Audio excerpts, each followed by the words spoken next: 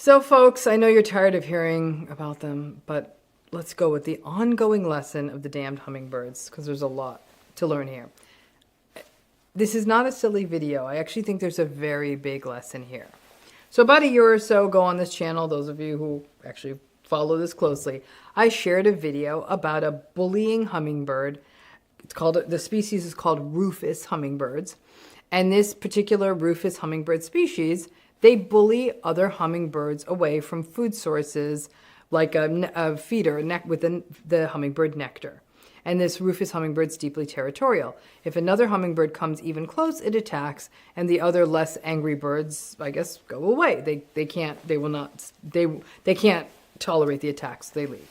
Now, last year I was bummed out. I moved a few feeders around on the deck, and it worked itself out. I was proud of myself, and my hummingbirds kept on coming, and there were lots of them, and everyone was happy. And I just assumed that I was oh so clever, and I guess the Rufous bullies just moved on somewhere else, and I felt like I had outsmarted them. Folks, that was hubris on my part. Anytime you're dealing with a bully, you're dealing with a narcissist, and if there is a narcissistic hummingbird, it's these Rufous hummingbirds. Because this year was different, well, the Rufous birds did not go away. They showed up again. And I learned something about myself this year. And I learned why it is so hard to cut narcissistic people, or birds, out of our life. And I know some of you are thinking, okay, Dr. Ramani's losing it, but no, I'm not. I'm getting to a point. So for a month or so, I looked out my window and I saw that my feeders weren't being visited the way they have in the past, in the summer. Usually in the summer, the feeders are swarmed. I mean, dozens and dozens and dozens of birds to keep refilling them through the day. And then I paid more attention. And I'm like, why aren't these feeders emptying out? And I saw the narcissistic bully bird sitting on top, scaring them all off. And sadly, I could still hear the others chirping, but they couldn't get to the feeders. I washed the feeders, I filled the feeders, and each night I had found that the feeders were basically not touched. To give you that metric, I'd usually fill these feeders 2 to 3 times per day, then rinse them at night. Not even close. I tried everything. I moved the feeders. I only filled the feeders by half. I hid the feeders, but there were only so many places I could put the damn feeders without losing track of them. Nothing worked.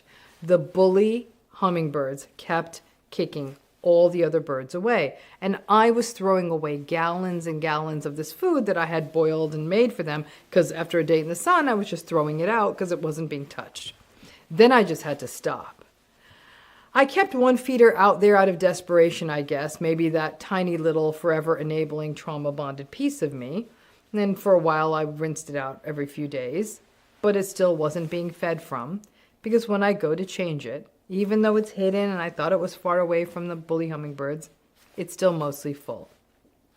But this whole process really became an eye-opener to me about enabling. Because at the end of the day, what happened was the bullies, the so-called narcissistic hummingbirds, ruined it for everyone.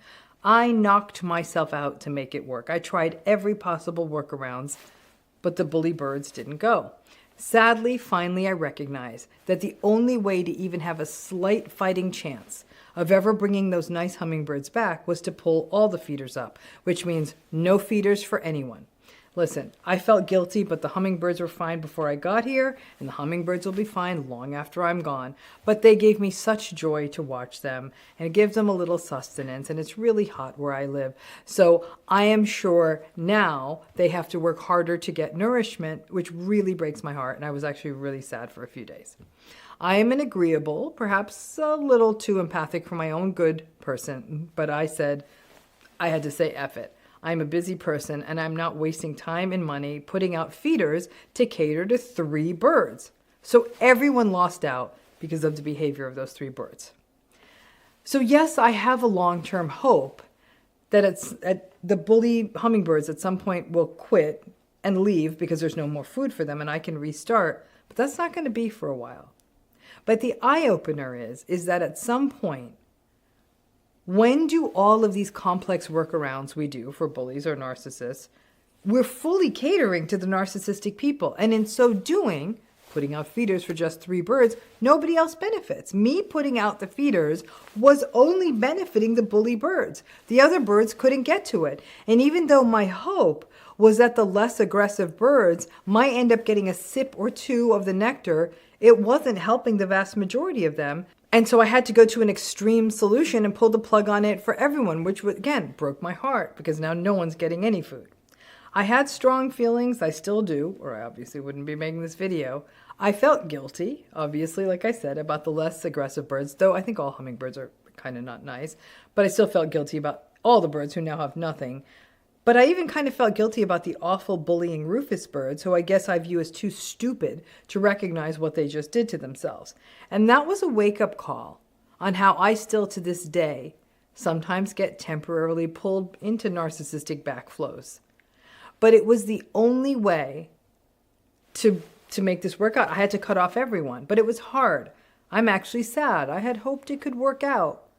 But I am not sure that narcissistic people are any more well put together than those rufous hummingbirds. But at least I can make evolutionary sense out of the bird's behavior. Ultimately, when we are in any kind of narcissistic system, birds or men or people, we do keep telling ourselves, okay, I will cater to the narcissist, I'll make sure they're happy, and then I can make the whole system run better, and then I can take care of everyone, but it's never going to run well. Most people's needs will not get met. The bullies will take all of our effort. At best, other people will get crumbs or drops that they have to fight for or risk themselves for. Enablers do this all the time. They think that they can keep it under control by staying in denial if they just give the narcissistic person what they want. But sadly, it doesn't work that way. No matter how much you cater to the narcissistic people, to the bullies, people will continue to suffer. The hard part of the cutting off, as it were, is first, we feel negative emotions. Most pointedly, we feel guilt and even shame and sadness, as well as some anxiety, as though we have somehow failed. Now, the other hummingbirds don't have language, obviously. They can't tell me that they're mad or sad or let down by me, but people can tell us that. And when you do this, and you cut out or cut off the narcissist, which may mean cutting off everyone, you are going to get that pushback that you let everyone down. When in fact, all along, it was the narcissistic person whose behavior ultimately led to someone having to make the decision to cutting off and cutting away from the system. It's easier to blame the healthy person that leaves than the cause of the problem. Who knows what's going to happen? I've pulled up all the feeders, and I'm hoping that in about a month, the rufous ones will have moved on and find other hummingbird feeders to harass, and then I'm going to try again. Because sometimes when we are lucky, the narcissistic people do move on and stop tormenting the system, especially when there's no more supply or resources coming their way. But in other systems, they don't go away. And then someone else starts doing the equivalent of giving them supply or hummingbird nectar. And the group or the family exists forever, with their needs being secondary to the narcissistic persons. And they learn to subsist on crumbs. It wasn't easy for me to come to the decision to pull all the feeders. I would even lie awake at night wondering, what should I do? And it really gave me pause on how long it can take any of us to do the same in families, friend groups, workplaces. So many of us are caught in a lifelong dance of thinking there is a point where it will be enough for the narcissist. And that once they have enough, they will finally give others a turn. But that's the thing with narcissism. It's never enough for them. Whether I had one feeder out or 50 of them out, those rufous hummingbirds would have bullied every other bird away. For a narcissistic person, it's all about power and dominance, and so it's never enough. So I'll keep you posted. Let's see what pulling all the supply, in this case the nectar, does. Like I said, you'll be the first to know. But it made clear to me how enabling is almost reflexive. Not always because we believe the narcissist will change, but rather because we worry about and still want to care for others who are caught in the system.